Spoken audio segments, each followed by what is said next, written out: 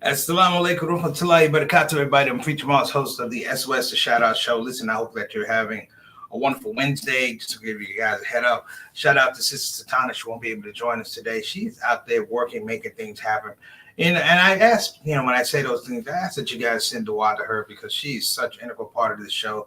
A long time, day one supporter of the Shout Out Show, the executive producer of the show. She does so many things, and I just and I ask for all of her to make dua for her success in this life and the next. She's extremely talented, and I'm just waiting for her to bust on the scene and do so many great things. I also want to give a shout out to my brother Mustafa Davis, who lost his mom. Inna lillahi wa inna ilayhi raji'un. Those things are never difficult when we lose parents, but my brother's strong, and I keep her in my dua as well. Today's not going to be a long show. This is probably going to be about, I don't know, right on ahead at about 30, if not even a little bit earlier. Today's show is called The Truth Ain't Pretty. Now, there's a lot of things in this earth, alhamdulillah, they're very, very beautiful. But what I've seen over the last couple of years, last couple of elections, is the fact that people have dirtied up the truth. That when they give it to you, it doesn't have the value that it has. Like when you talk about religious texts like the Quran, the Bible, that there's a beautification and really edification of the truth that's unadulterated, that we believe that this is the word of the Almighty. And even if it's touched with human hands, the truth is so pure, you can see the logic in it. That's one aspect, religious aspect. Things are pretty in terms of education. Things are pretty in terms of the economy. The inflation looks to be going down, but the cost of products still seems to be going up. Consumer confidence is, it is what it is, and we'll call that what it is. But today's talk is literally about this very, very dystopian view of life that, in my opinion, in my own honest opinion, it really, really muddies up the thing about the truth. The thing about truth is it's a pathway to things. The truth could be a pathway to things that are unpleasant, but the truth has always been a pathway to things that are unpleasant, but it gives us at least a baseline or a format or understanding of how we get out of something. As we say, there's a difference between being broke and being poor. Being broke is an inconvenience. Being poor is a condition. The value of the truth is important to me, and I titled this thing "The Truth Ain't Pretty." And the reason I titled it "The Truth Ain't Pretty" is because sometimes, just like everybody else, one day you pick up the newspaper or you spend maybe an hour for 30, 40 minutes watching the news, and you'll talk to people, like real people, and talk about what they're going. And what I've found in my research, investigation, and interviews is that people, they say the truth ain't pretty. That as they look forward, the future, maybe a year from now, maybe 6 months from now, it's not pretty. And I had to talk about it because, I have the same feeling. Don't get me wrong. I am not on this platform talking about I don't appreciate what Allah does for me. My God is good. But I have an interconnection with other people. I am the type, just like many of you, I can't eat knowing that, somewhere else, someplace else, somebody hasn't eaten and they're in my vicinity or whatever.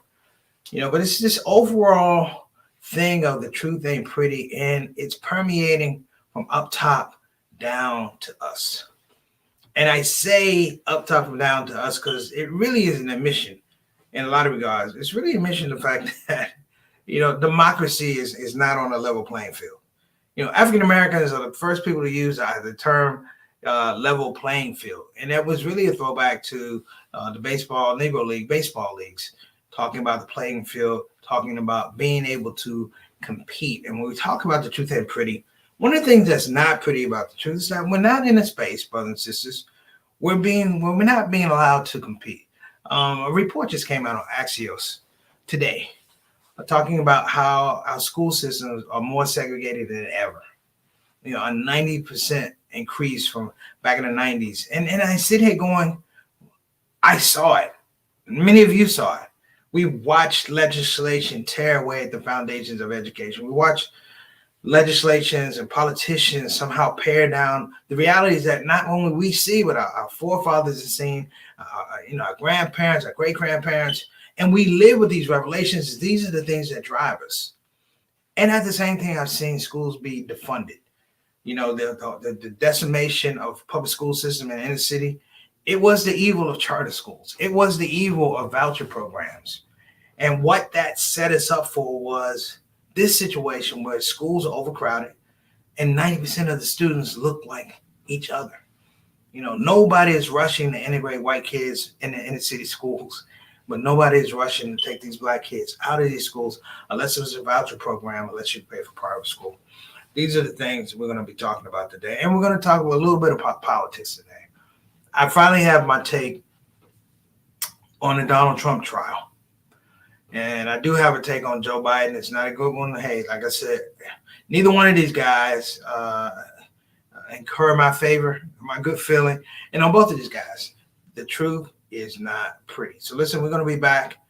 Gear up. I see some of my Shout Out Show family. The royalties in the house. We're going to be talking to you in a minute, reaching out, but don't move. But we're going to be talking about the truth ain't pretty here on the Shout Out Show. I'm Preacher Moss.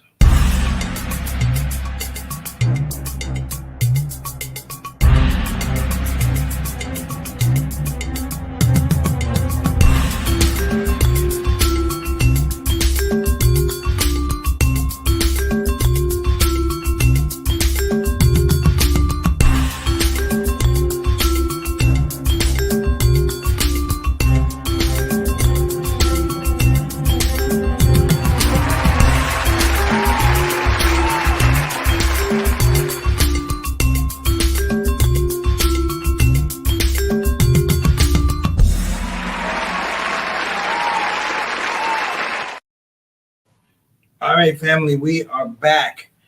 Let's talk about it. The truth is not pretty. First up, politics. If you've been watching politics for the last 18 months, I want you to know that slowly but surely, people have been constructing schemes and devising these illuminations that somehow your vote does not count. That somehow that when you go to the voting booth and you cast your vote, it will not appear where you want it to be. It's like some of the charities I learned, the hustle with charities, where they tell you, give you this money, and we're going to be over here in these countries, and you give them the money, and you realize that your money went to organizational costs, operational costs, and that money, and you gave them $100, but 80 of that went to the people providing the services, the jobs, not the people who really needed the money. Politics has become part and parcel the same way. Your vote only delivers you the opportunity to talk about what you want. It is not a pathway to seek change. And if we look at this, scopes of just things that have been around us, redlining, redistricting, it is the imposition that your vote doesn't matter unless it matters for me. Over and over, you'll begin to see that people line up for the worst part of politics. They line up for the worst politicians. You will watch a cadre of vice presidential hopefuls line up for Donald Trump. Here's the deal. We know who Trump is. I don't trust them, but I trust the VP hopefuls less because they have totally abandoned, aborted, if you get the whole idea of reality in terms of who this guy is. This is the same guy who everybody who they didn't like him in the primaries when they thought he didn't have power back in 2016. They thought he didn't have power. And so they talked about him, they battled, and they argued. Now that he has power, now everybody has, swallowed their veritable whistle. And with that, understand that if Trump is president, God forbid, it's stuff for the law. If he, for some reason, can't finish out his term, or if he tries to run for a third term, these are all realistic things. The truth ain't pretty.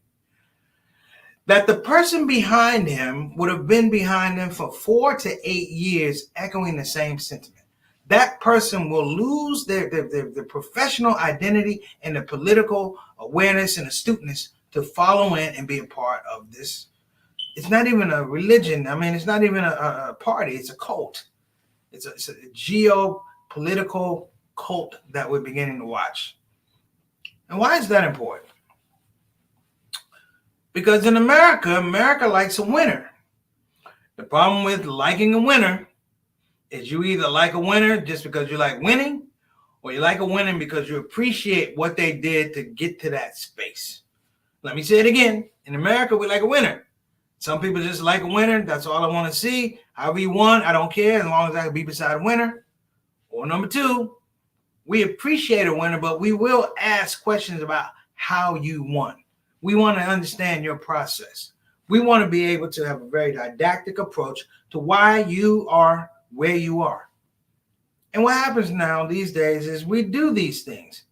But the power of truth is muted. When the power of truth is muted, what's left is not pretty.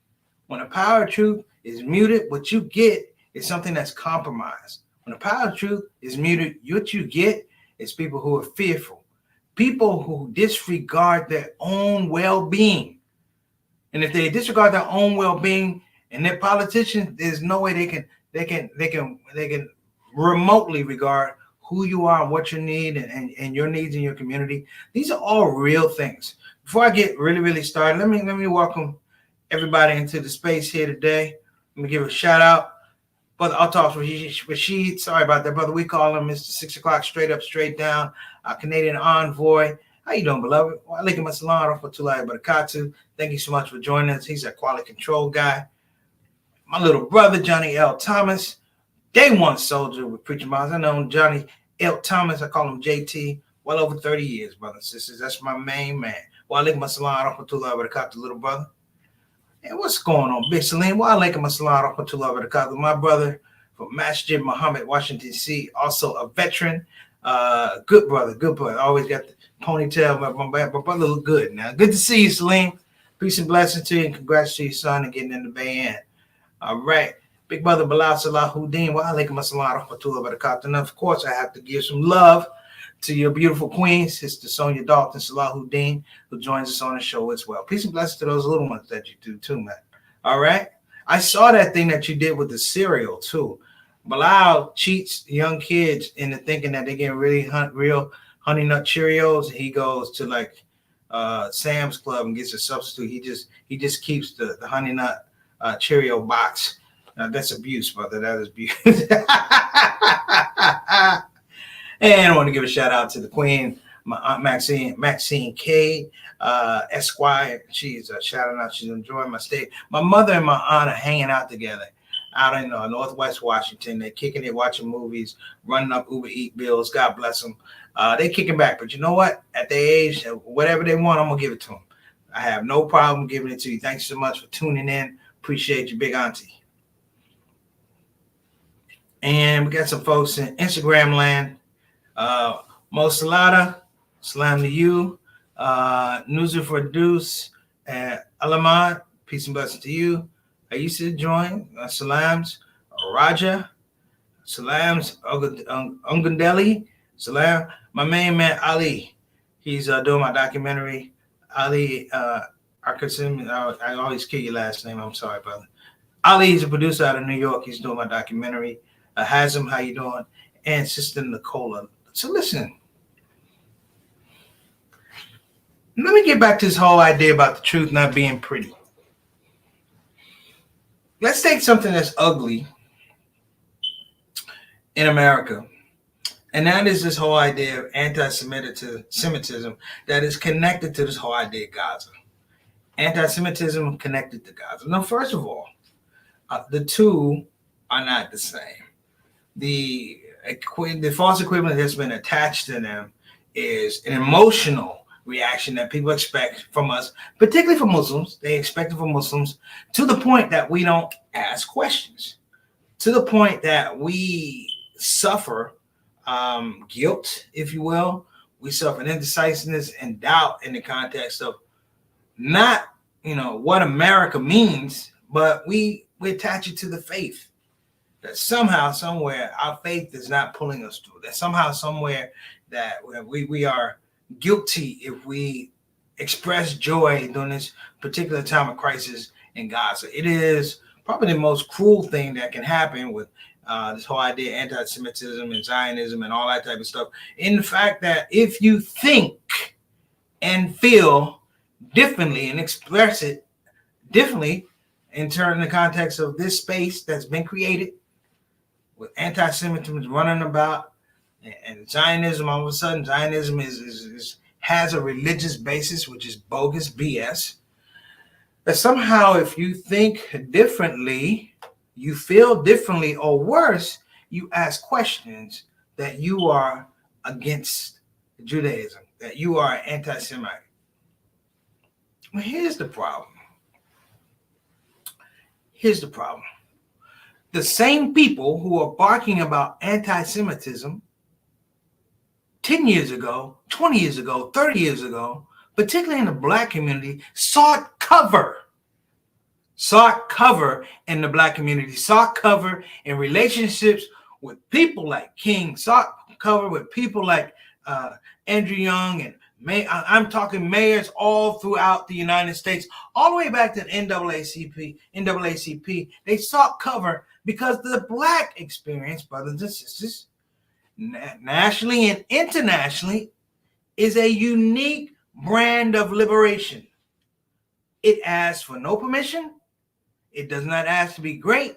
It does not ask to grow. It does not ask to expand. It does not ask to educate itself.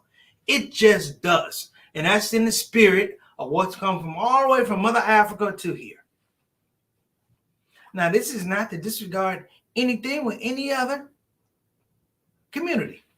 Latino community, Native American community, First Rights community,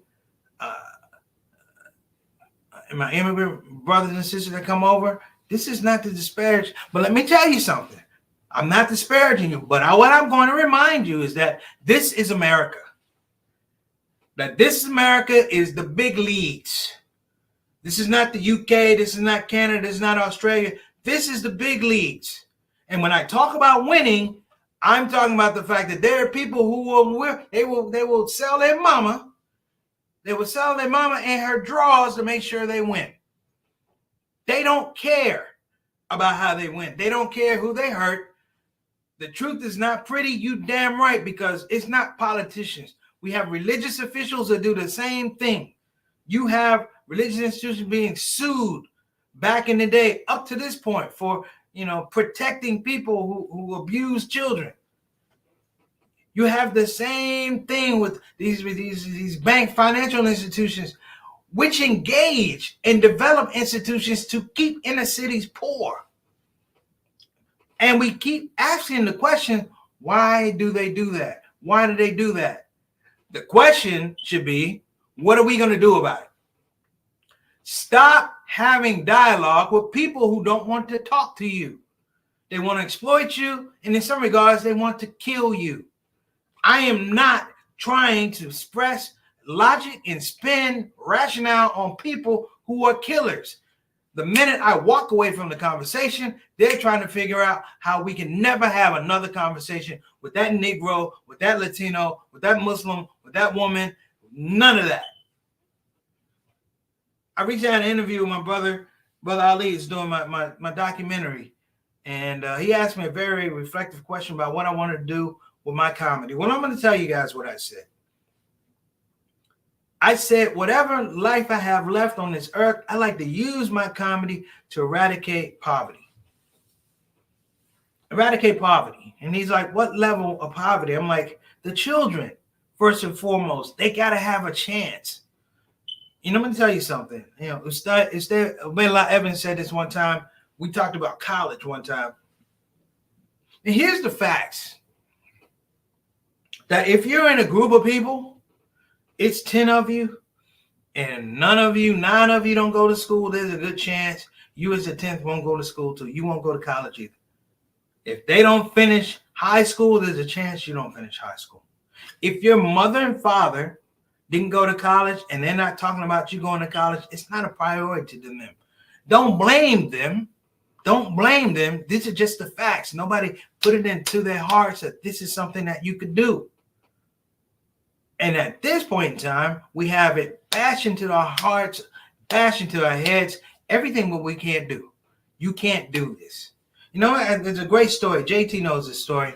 I was working as a comedian in Milwaukee. The brother's name was, we called him JD. He was a club owner at the Comedy Cafe. My lobby pleased with him. He passed away some years ago.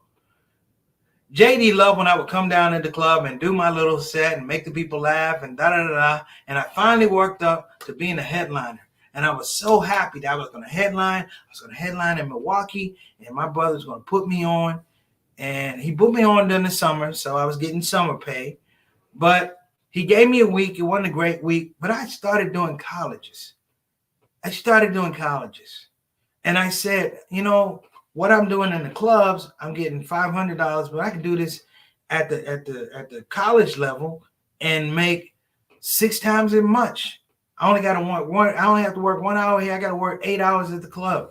I don't have to be around alcohol over here, and I got to be around alcohol over here. My clothes smell like smoke over here. They don't smell, and you can tell at this level. And I told him on this day, I can't do this day. Can we have somebody else? He told me, if you can't do this day, you can't do the whole week. I said, well, I don't understand. He was like, no, you can't do the whole week. He could have put me on. But what he was saying was, I control this environment. And I'm telling you, literally, I want to keep you poor. I want you to forego this money, forego these opportunities. I want to keep you poor. And he said, what is it going to be? And for the first time in my life as a comedian, I told him, thank you, but no thank you. And I walked away. And I didn't return back to that club for over 9 years, going on 10 years. And we sat down and had coffee. Well, I don't do coffee. We had tea and a little breakfast, and he apologized. He said, you know, I was wrong for doing that. He said, I could see where you were going, and I didn't want to support you. Literally, he's almost saying, I want to keep you poor. Brother Eric, wa alaikum assalam wa rahmatullahi wa barakatuh. That truth between us, who we were friends, brothers and sisters, you know, but the holler for a dollar separated friends for over 10 years. At least we had the opportunity to sit down and dialogue. Many of us are going to go through this situation that's upcoming with these politicians. Listen, Joe Biden lies out both sides of his neck and 2 nostrils. In one regard, I'm going to withhold arms. In another regard, I'm okay in patches for $1 billion. Let me tell y'all, $1 billion, brothers and sisters, the amount of money they've sent to Ukraine and Israel, every kid could go to college probably for free. We could have a free college system darn near for free. But we continue to sell off parts of our children's future. You know, the reality is, the truth isn't pretty. Many of us, when our 50s and 60s, we think we're going to retire when we're 65. Many of us are not going to be able to retire. You're going to work well into your 60s, well into your 70s, because the lies that weren't shared with you are the ones that come to fruition 5-10 years later. See the things they put out, those lies that are obvious, they're obvious. You're meant to catch them and have an emotional attachment or reaction to them. The ones that they don't tell, those are the truths. And those truths, like I said, are not pretty. Because what you're beginning to see, brothers and sisters, is things that were talked about 5, 6, 7 years ago are coming to fruition. Let me tell you about what we're dealing with Donald Trump.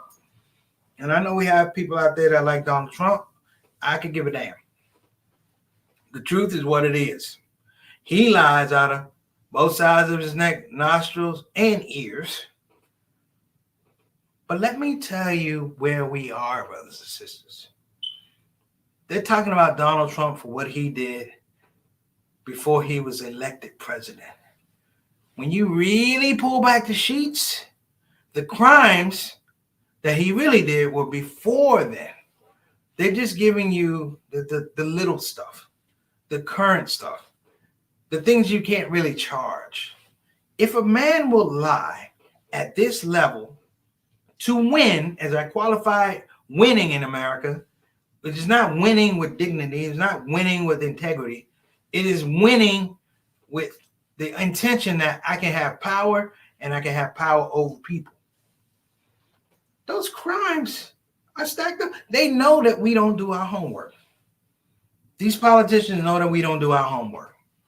You know that whole idea of make America great again? That's not Donald Trump. That's Ronald Reagan. That's not Donald Trump. That's Ronald Reagan. That's Nixon, brothers and sisters. Nixon. You know what Nixon is known for? Crimes against the state. He resigned as president so he wouldn't be impeached. And he didn't have to face, and he could get a pardon from Gerald Ford. That's a whole nother history lesson. But let me be careful and let me be clear. This whole thing that you're seeing now is a farce. It's a farce. Why is it a farce? Because you know and I know that our judicial system does not work for people like us. We're talking about the time in court, the preparation, the resets. You know, I know people who committed murder, probably did 15 years, got out, committed murder again, went back, got out before this Trump trial will ever go to the jury. Just like the other ones. Because these people don't see themselves on a parallel as us. They look down on us and saying that there's two types of justice. There's a justice I have, and then there's a justice I'm going to tell you that you have.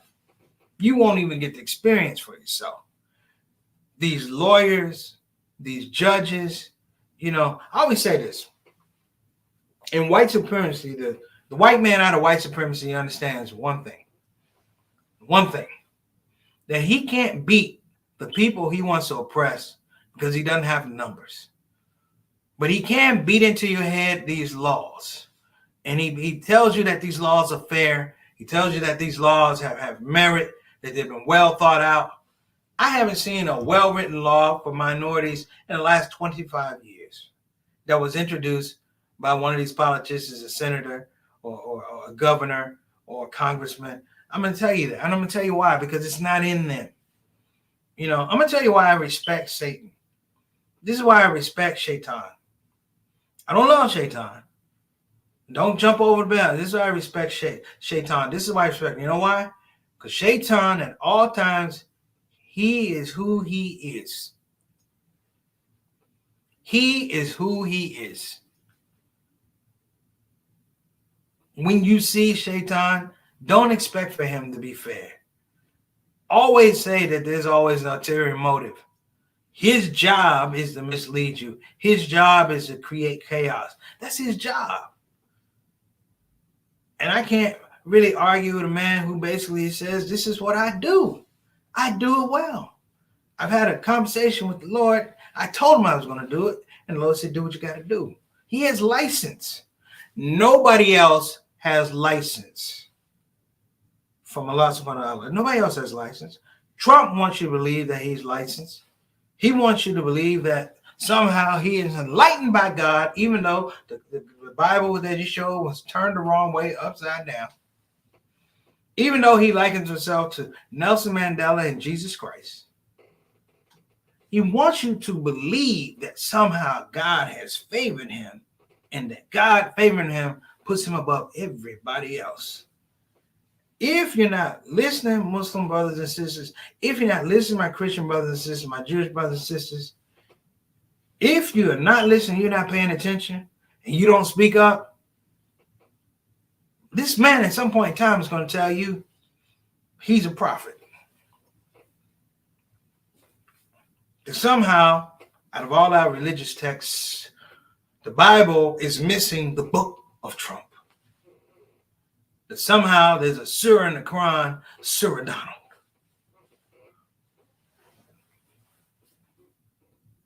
Let me be clear. When I say the truth ain't pretty, I didn't say the truth ain't the truth. Whether it's beautiful, whether it's ugly, the truth is the truth. And therein lies the rub. That we have to be able to have a foundation, to have courage, to look at the truth for ourselves and develop independent understanding. And this is the thing that's important. The most important thing about the truth, as I grew up with my mom and dad, my aunts and uncles, is the truth had weight. The truth travels. It travels, brothers and sisters. And when it's pure, everybody feels it. Nobody don't know the truth of voting rights. I don't, but unfortunately I have my mom and my aunt and my aunts that can talk about what it was to do voting rights. I'll never understand the truth about desegregation of schools, but I know my aunt who taught can tell me about it. Over and over and over, brothers and sisters, we have to wrest the truth back from the people who don't want to give it to us anyway. And if they give it to us, like I said, it's compromise. It's somehow fashioned and leveraged to make sure we get a little bit of it. And a little bit that we get of it is also going to be to their advantage. Let me get out of here, but let me explain to you guys this one thing. I said the truth is the truth. I meant that. It means we also have to go out and investigate and develop our own truth. This is a shout out show. I hope you guys have a wonderful day. Assalamu alaikum warahmatullahi wabarakatuh. Peace and blessings. Hey, the truth ain't the truth. The truth ain't pretty, but the truth is the truth. Take care now.